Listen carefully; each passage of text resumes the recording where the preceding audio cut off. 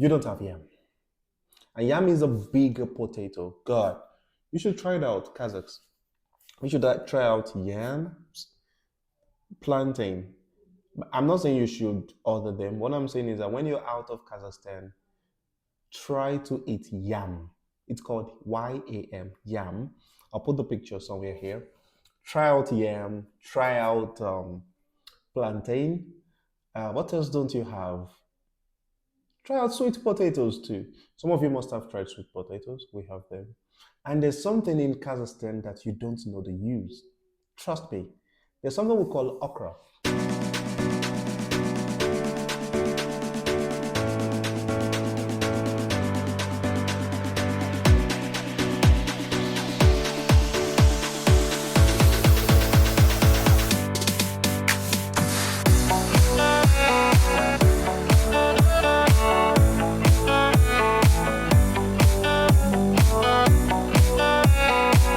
I remembered I made a video last year about my 5 years in Kazakhstan, and I talked about a lot of things. I talked about my secret observations. I talked about my reaction to weddings. I remember, I'm still trying to remember. I watched the video a few days ago and I saw people's reaction. People actually reacted well to the video. I talked about weddings in Kazakhstan. If you haven't watched the video, you should watch it here.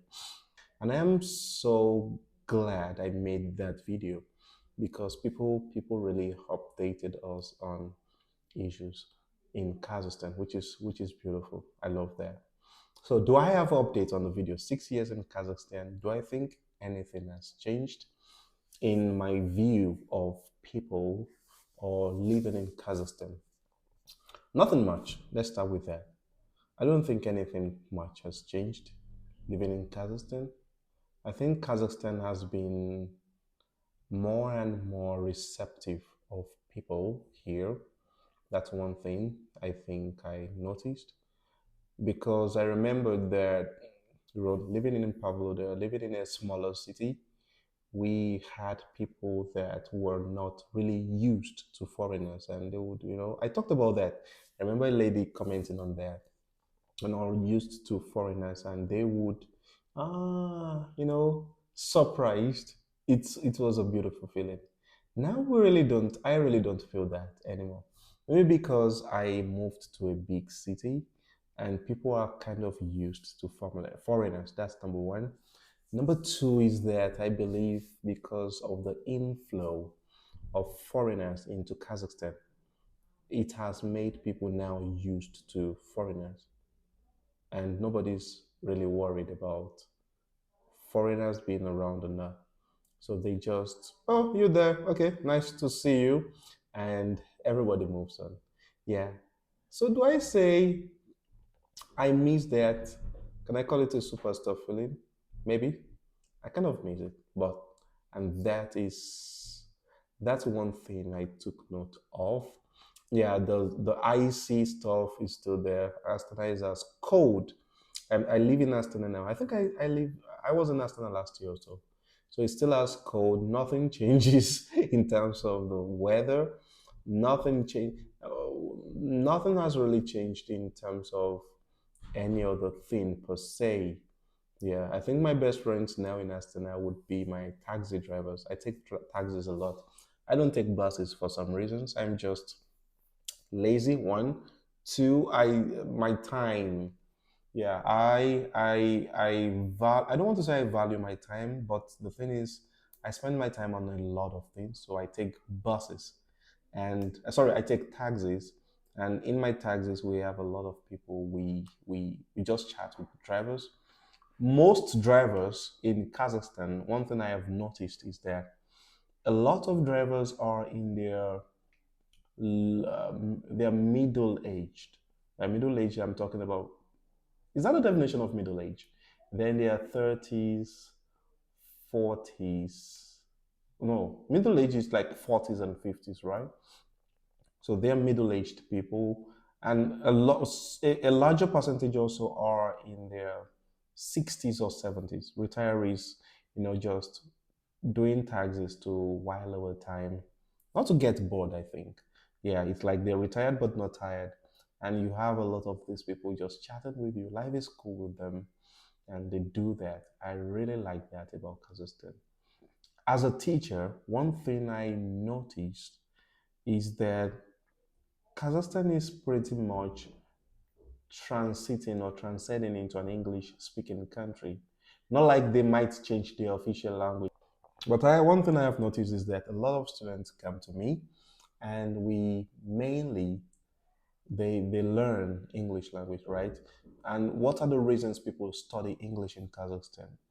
People study English for work, they study English for professional examinations, and even parents send their children to us to study just mainly because they want them to be prepared for anything that comes in future. Maybe they want to travel out of the country. And like, yeah, I've had people that even came to me to study English simply because they want to go on holidays. Yeah. Now, and that's one thing I've noticed about Kazakhstan in terms of that. Now, let's talk about what else do we talk about? Food.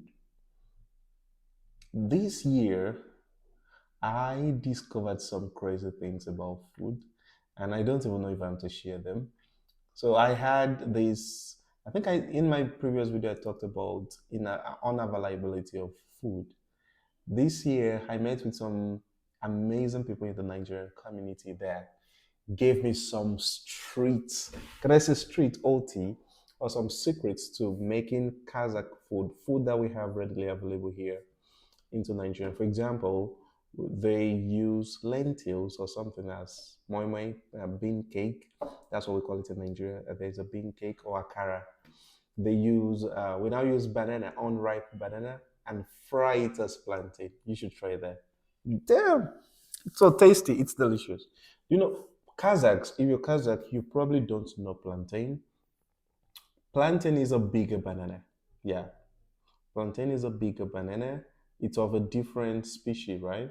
And they have this inner toughness and a higher boiling point, and you don't have them in Kazakhstan. You do not have them. You have bananas in Kazakhstan. Even I think bananas in Kazakhstan are imported, right? So you don't have them in Kazakhstan, but it was my favorite in Nigeria, one of my favorite meals. Just as you don't have yam in Kazakhstan, and now I found ways to make them work out.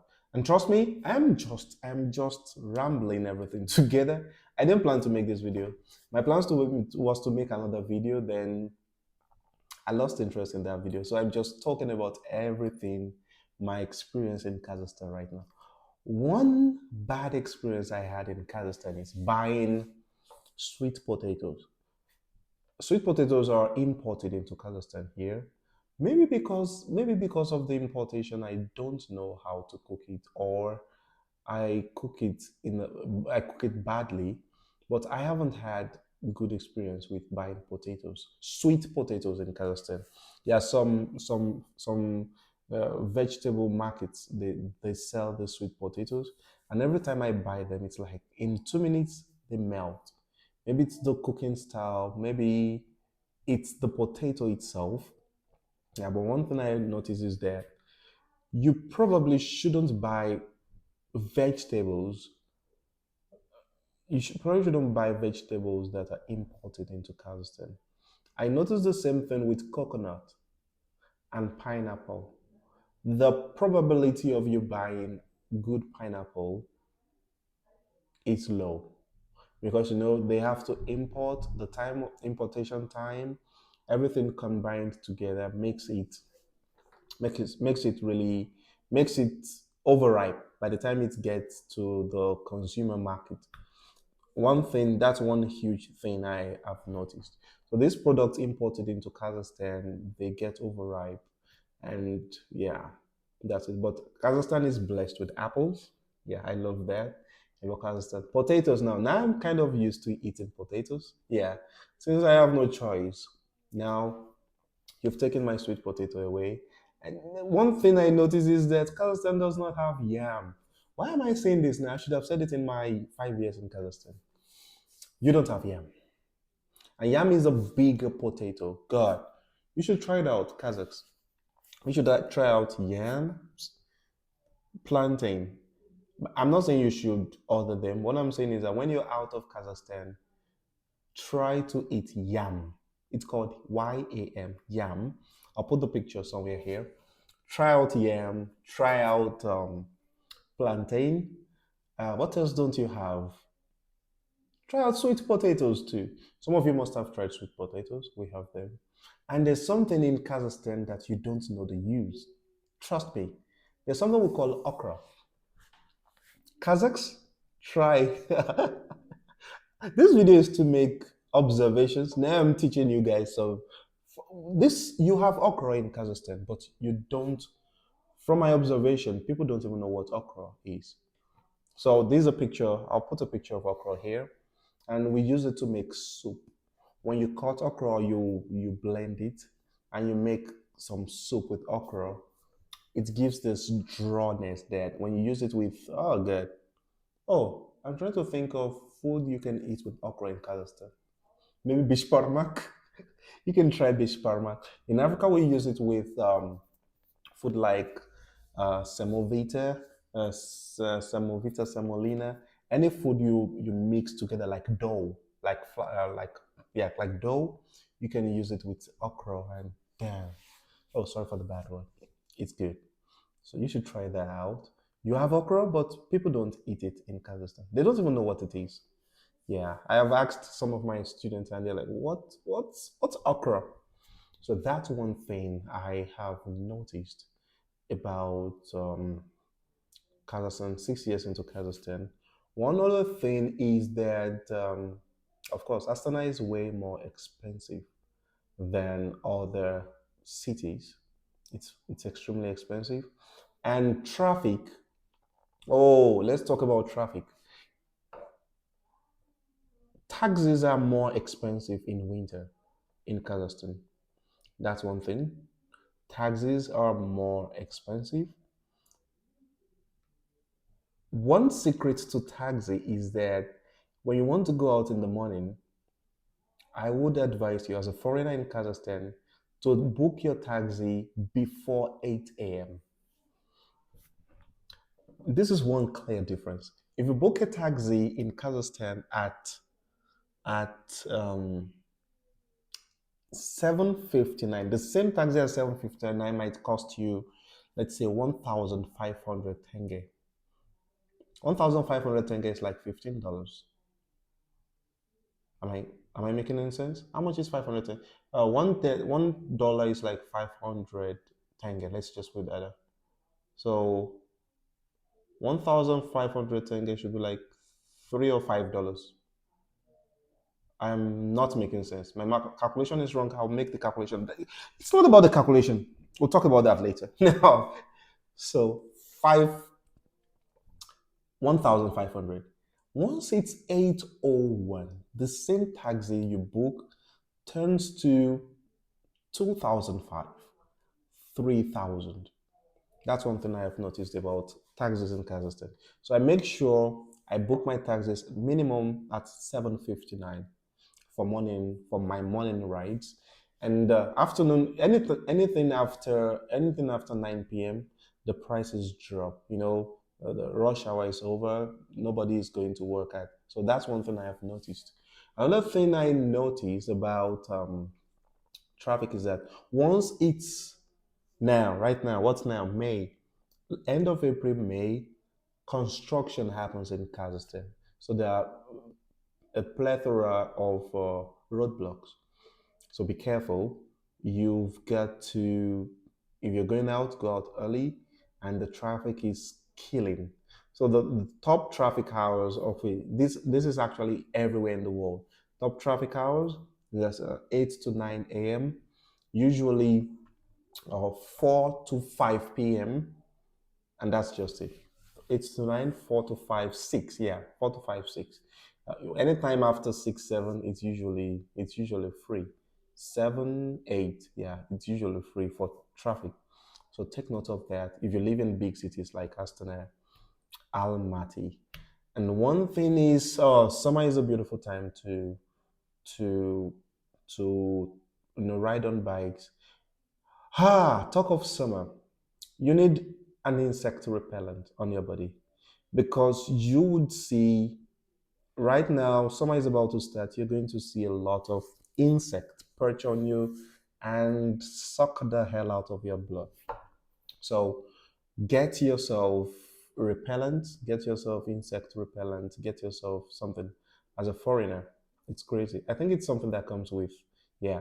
It's actually worse in cities like Pavoda where we have river. Oh, we have rivers in Astana also. We have lakes and rivers. So I reckon that's the reason it's that crazy. Yeah.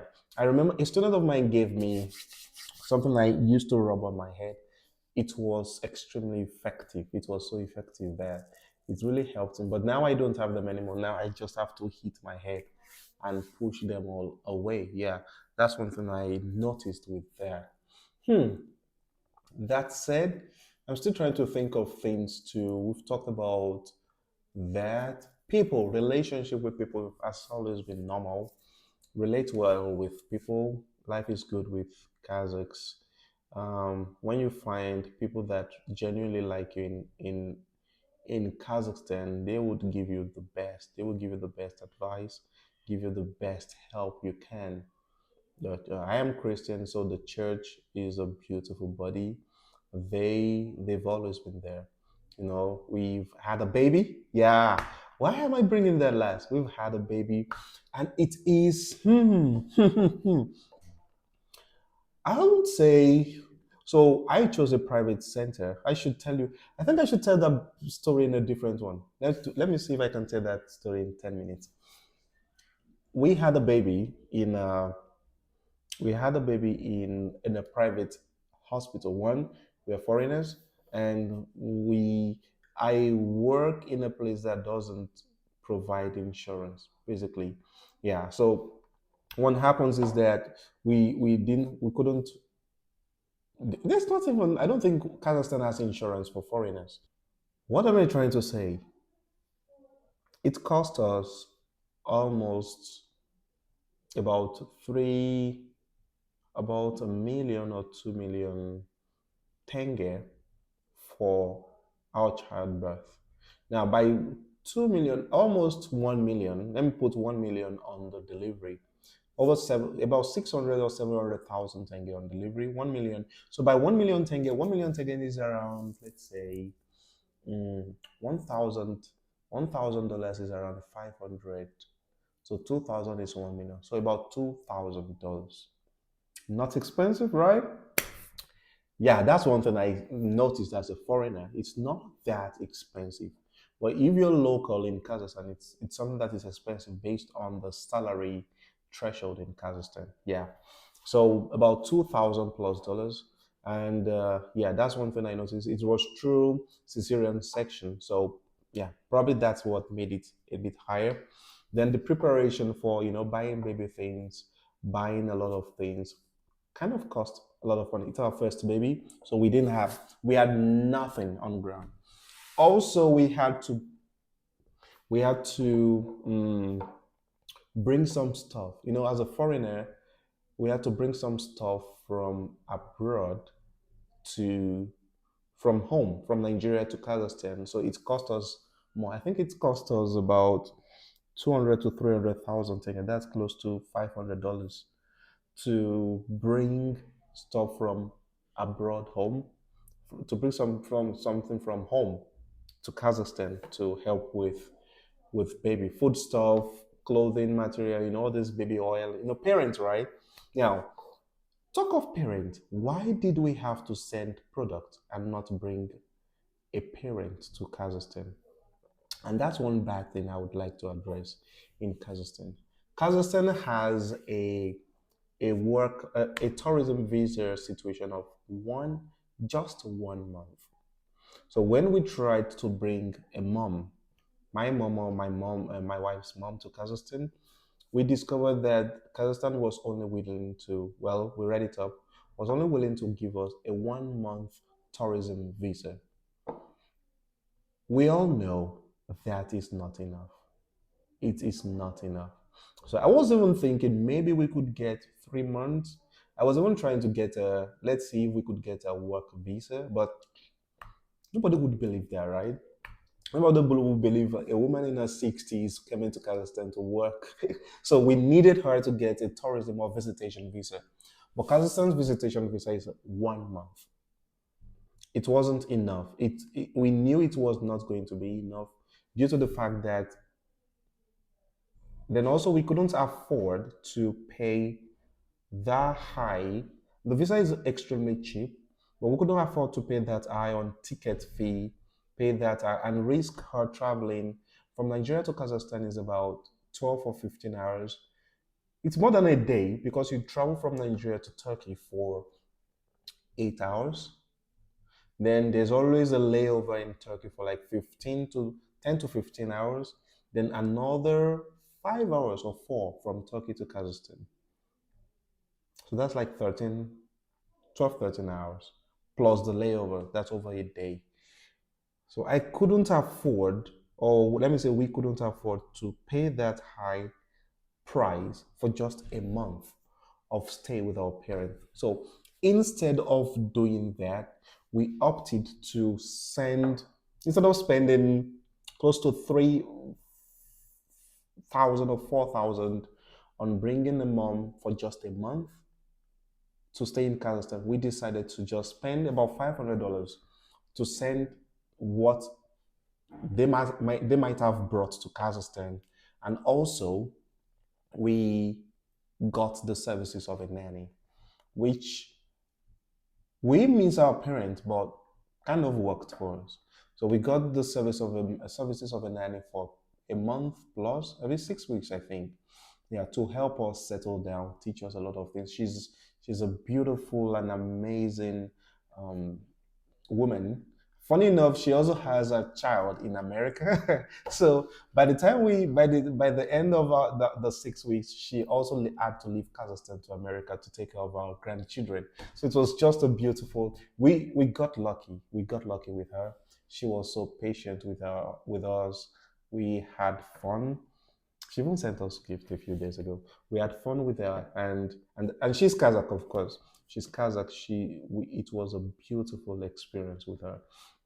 So that is my update. The update within the 6 months is, and that's that. So one thing I wish Kazakhstan would change is to maybe increase the tourism visa to 3 or 4 months. For example, my mom went to visit my sister in the UK to take care of her child before thinking of coming to Kazakhstan, and it was for 6 months. The tourism visa there was is for 6 months. So I I just can't imagine having my parent here. So right now we're just parents taking care of a 3 month old without help. So that's one thing I feel a bit of pain living in Kazakhstan right now. The help that I was deprived of because we couldn't get help, and child support, not child support, like baby support in terms of nanny, it's extremely expensive for now. And yeah, that's it. Well, we're trying, but it's stressful, right?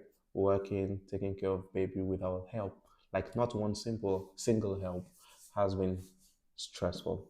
But outside that, Kazakhstan has been an amazing place, has been a land of opportunities, has been a land that is welcoming. Yeah, that is extremely welcoming. The people, amazing. And life here has been great.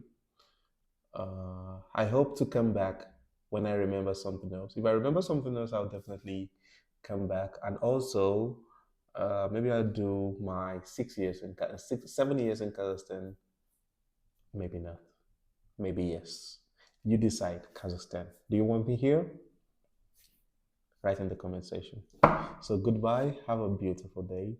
You can watch my other videos also. I'll see you later. Bye bye.